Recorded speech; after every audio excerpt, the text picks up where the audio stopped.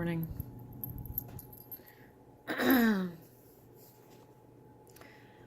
Let's see, what have I had gotten accomplished? Well, I took a shower and clearly washed and dried my hair. That's why it's all looks like witchy poo. I need a haircut really bad, but I haven't made an appointment. Anyway, I just finished filling out all the paperwork for the functional nurse practitioner. There was like at least 20 pages of information to fill out. My head was not real bad before the shower, but now after the shower, of course, it's bad. Real bad. When I was at my daughter's last night, I had her feel my neck, and she was like, wow. Okay? So, she was like, oh my, oh wow. Yeah, there's like 4 of them now. They're growing. I've got patches of these lymph nodes, and it's not my imagination. Anyway, my oldest grandson called me and begged, because he's got school off, being Martin Luther King Day. He asked if he could come over, and of course I can't say no. So we try to figure out when around my appointment, because she's supposed to be coming here around 1. So I went without going on the treadmill and just went into the shower, but when I called, they missed my call, so my daughter's already on the way to the YMCA with the kids. I know that's going to upset him, because I thought he could come over for a couple hours before the appointment and then go home. Maybe he'll come over after the appointment, depending on how I'm doing. I love that my grandkids want to spend time with me. They think it's fun. If they only knew. Oh God, if they only knew. And they get jealous, like last night when I was over at their house. The 2 older ones, Lincoln and Libby, they're having this conversation. Lincoln says, well, I'm next, because we take turns. So Preston was today, I'm next, then Olivia. And my granddaughter, so dramatic, grabs her head and goes, oh, no, I can't wait that long. I need to have another tea party. Oh, see, my neck hurts this area. I have to have a tea party with my And she looks at me and she goes, Gammy, I am going to have a tea party with you soon, right? And I said, absolutely, sweetheart, absolutely. Lord, keep me alive so I can do tea parties. And, of course, Lincoln was impressed with the art project that Preston was not impressed with. Preston could have cared less. He doesn't. Lincoln will hop right into any art project I put in front of him. He loves that kind of stuff. So I don't know what's going to end up happening. Again, I spoke to this woman on the phone for a little while last night, just trying to get a little history. I didn't get into complete detail. And I think I mentioned this last night. I was really impressed. I don't know if I said this last night, but something that really rung true to me is when she said, and the thing is I will research. If I can't find an answer and I'm kind of dumbfounded, I'm going to research. We gotta, you just don't leave somebody in the ditch. And I'm like, oh God. She goes and she consults. She doesn't consider herself a Lyme literate naturopath, because she's a functional doctor. How'd she put it? She's a Lyme sympathizer. I don't remember how she put it. But anyways, it's 2 big names, Bach and Strom. Very big names in New York. Strom has a big center. Anyways, and very expensive. Like I said, $1,200-$1,500 to walk in the door and say hello. And she said, and so that's who she has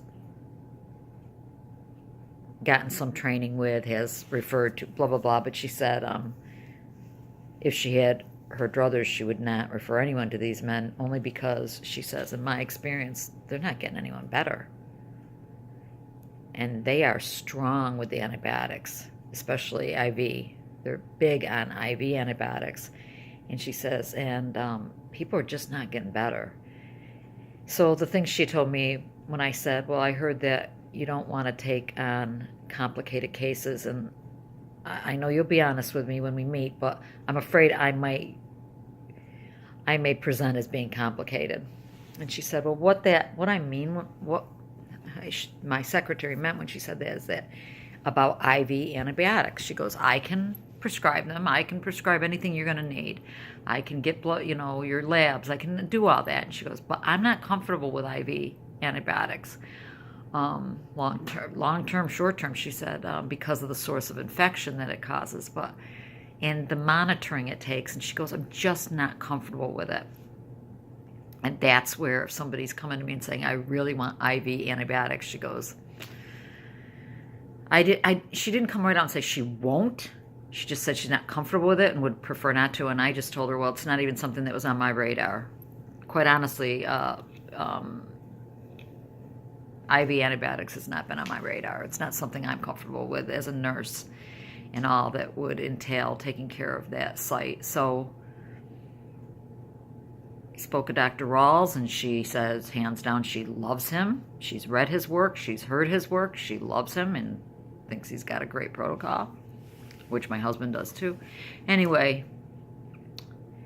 I look forward to meeting her, and I will probably not bop back in until after the meeting so I can, man, if I could videotape some of it.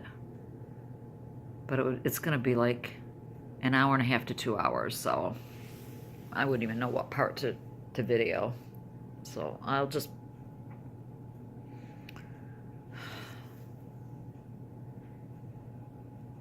This is the other thing. Motrin doesn't touch this pain in this area. Doesn't touch it. And like I said, they're not sore to the touch. It's just sore all where they are. I don't know what they're doing or what's going on, but I get more and more concerned every time I feel how they're more...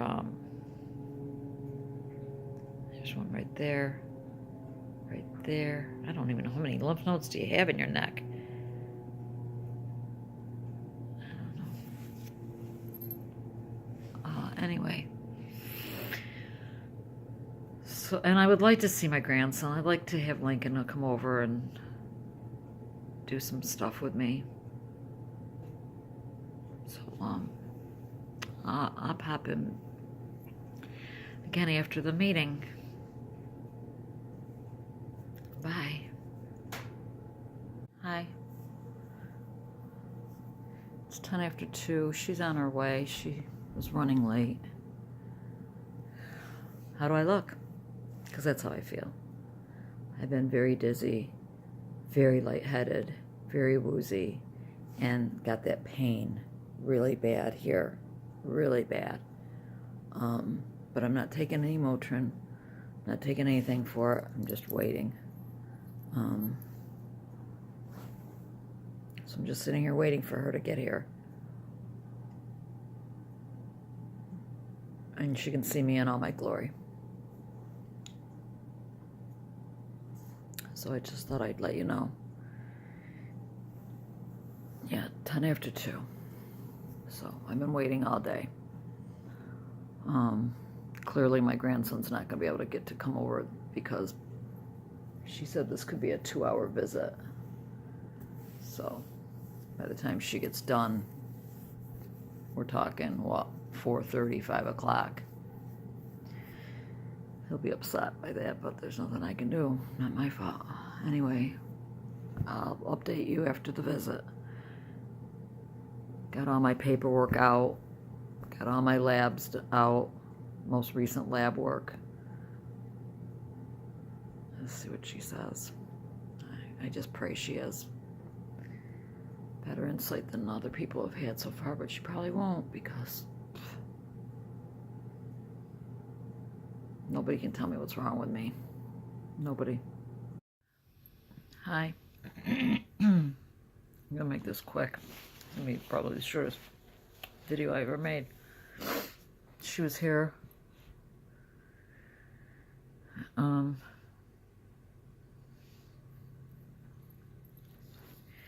2.5 hours. She was very thorough. I liked her a lot. I felt a connection with her. She found swollen lymph nodes in multiple places. Not just my neck. Under my arm, in my groin, in my chest. These are nodules now. That's how they started, just being swollen. Now I got nodules, and these are just swollen.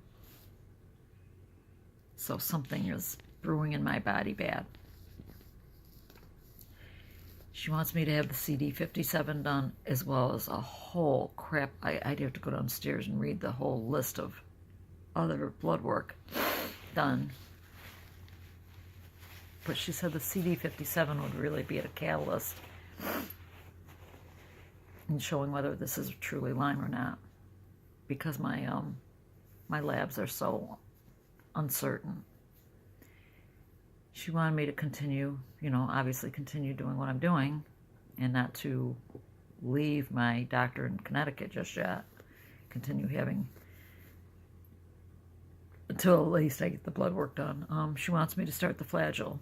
She said the Flagyl, she's had good results with Flagyl, with Lyme. So, not to be afraid of it and try it. She gave me a whole bunch of other suggestions. Cod liver oil.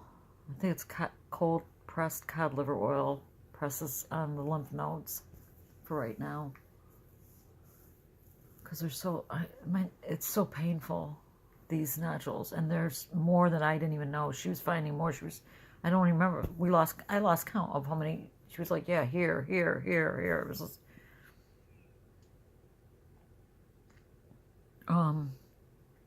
tried not to cry because it was scaring me. But anyways, I really like her.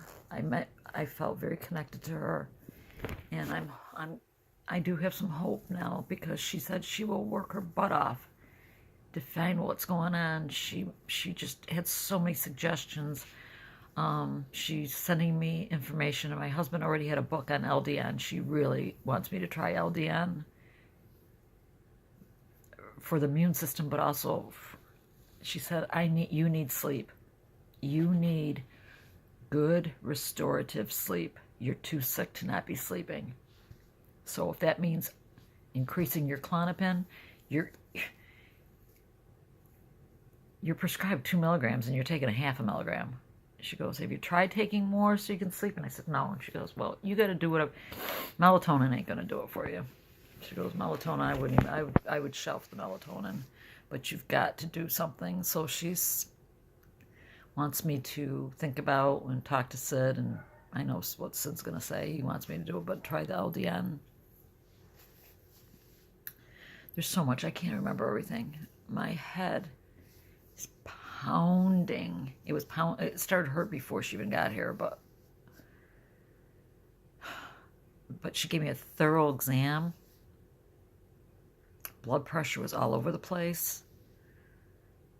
I mean, I couldn't, went up and down. Anyway, I just want to let you know that the appointment, especially that she came to my house, amazing that she came to my house, and that she'll do it again.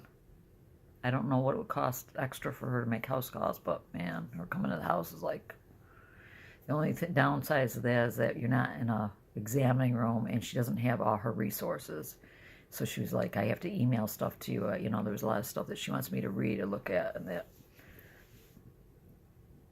she didn't have right at hand. She wants me to dye my hair. If I have to dye my hair, which I do, hello. My daughter looked at it last night and said, whoa, please go back to brown. I don't know what all that's going on. She said, you should try using organic hair coloring. Where the heck do you find organic hair coloring? And does it even work on gray hair? I don't think I'm going to bother with that, but I definitely have to color my hair.